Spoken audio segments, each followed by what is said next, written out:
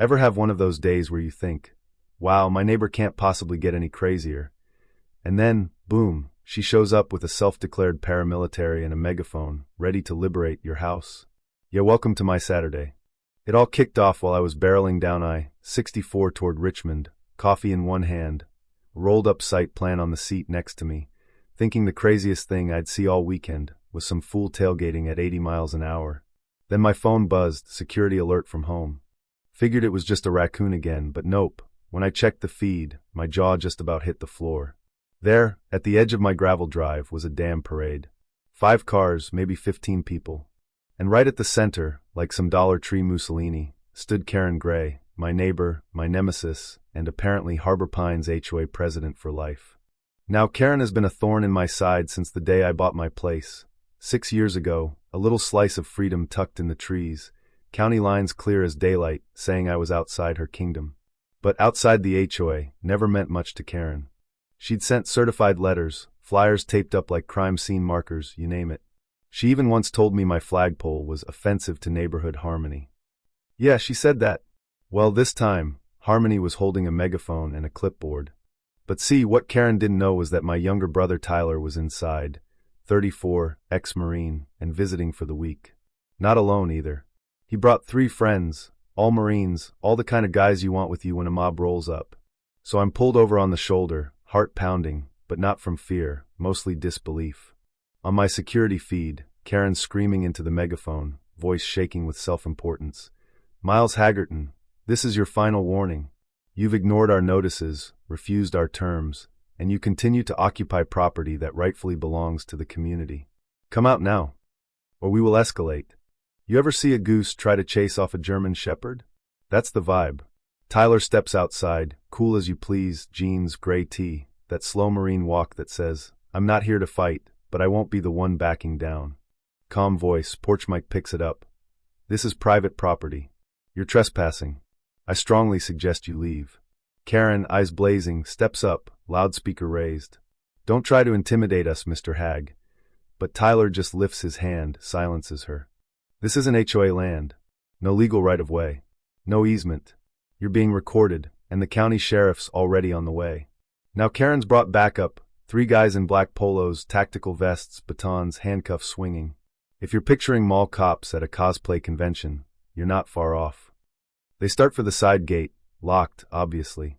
Out come the bolt cutters. One of them announces, we have an enforcement order. Karen signed it. That's all the authority we need.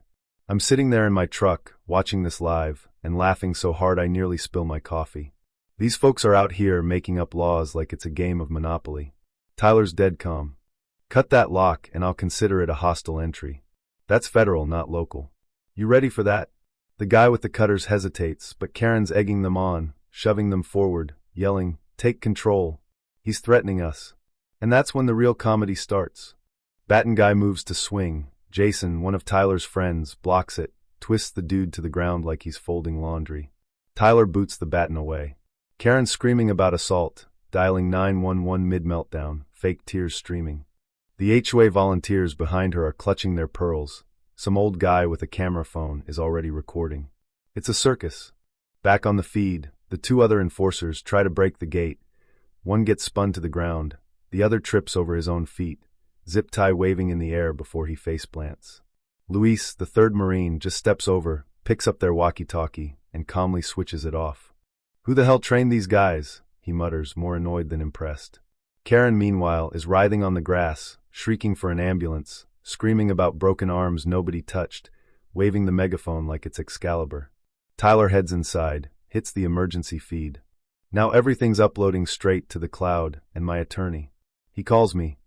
It's full tilt, bro forced entry at the gate, 2 physical aggressors neutralized, Karen's screaming.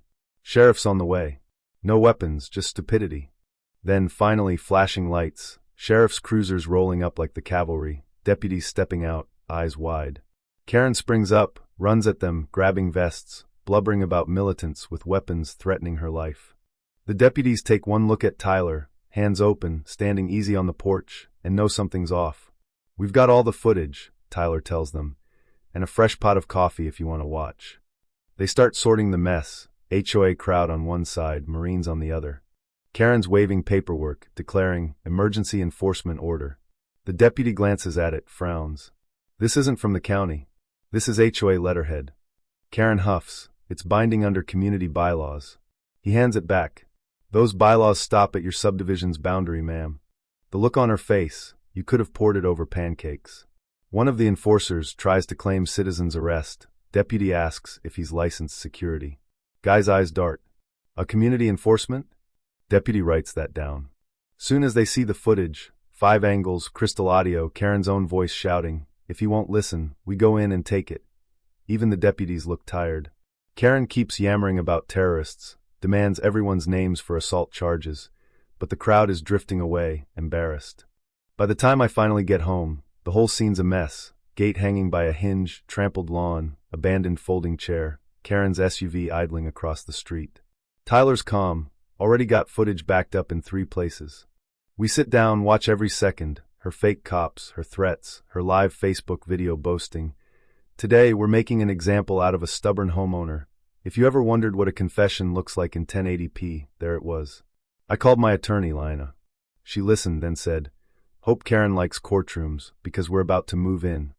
That night, we prepped criminal complaints, trespass, attempted assault, impersonation of law enforcement, conspiracy.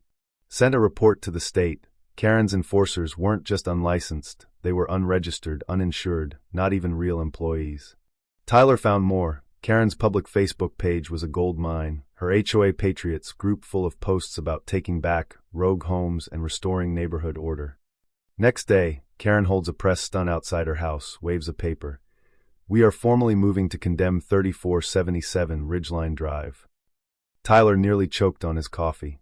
She's trying to do eminent domain now. You gotta be kidding me. A local reporter swings by, gets the real story, watches the video. By sunset, the article's up. Private citizen targeted by rogue HOA. Comment section's on fire. Karen tries again, slips a red envelope under my door, claims I owe $12,000 in defensive action fines, threatens liens and removal. Tyler holds it up to the light, laughs.